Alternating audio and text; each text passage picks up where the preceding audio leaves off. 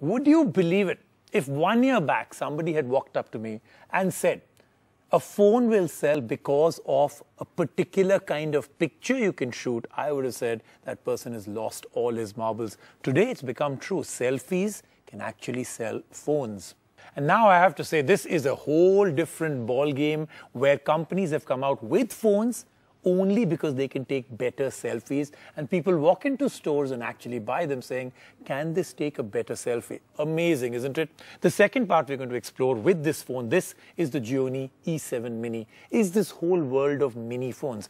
Earlier it used to be flagship phone, come up with the same name, call it Mini, underpowered phones that had nothing at all of the flagship, but sell it in great numbers.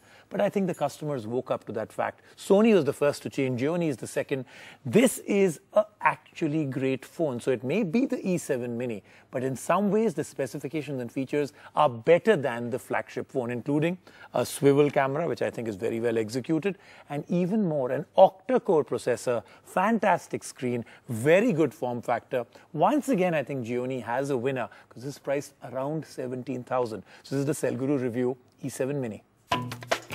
Gionee, the Chinese mobile company, has been on a roll. After claiming the title of producing the world's slimmest phone, the S5.5, it now has a phone with a rotating camera. This is the Gionee eLife E7 Mini. Is this a shrunk version of the E7, or is it a mini phone with compromise? Or is it just mini in price? We tell you all in our review. The E7 Mini is a well-designed phone. It has a unibody casing and flaunts good looks. The screen is 4.7 inches and has a 720p display. The phone is not as slim as the S5.5, it feels solid yet comfortable to hold. It runs on the Android 4.2.2 operating system and is customized with Amigo OS. It has the color UI that brings in some tweaks to the entire interface.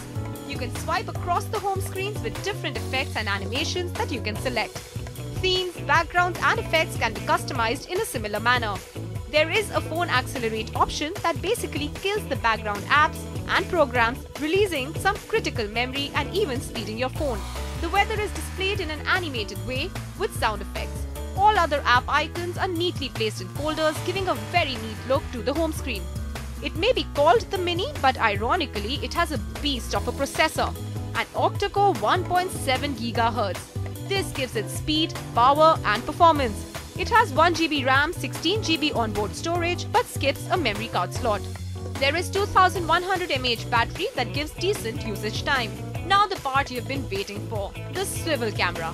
Like we had seen on the Oppo N1, this one too comes with a rotating camera, so your back camera becomes your front camera when you want to click selfies. As you might guess, Rajiv seemed very excited to click his own selfies. We found the camera an interesting piece of hardware. The picture quality too was pretty impressive. More on the camera later in our shootout with Oppo. The Cellguru verdict. Priced at around 17,500 rupees, the Gionee eLife E7 Mini is a complete package with good looks, innovation and good specs.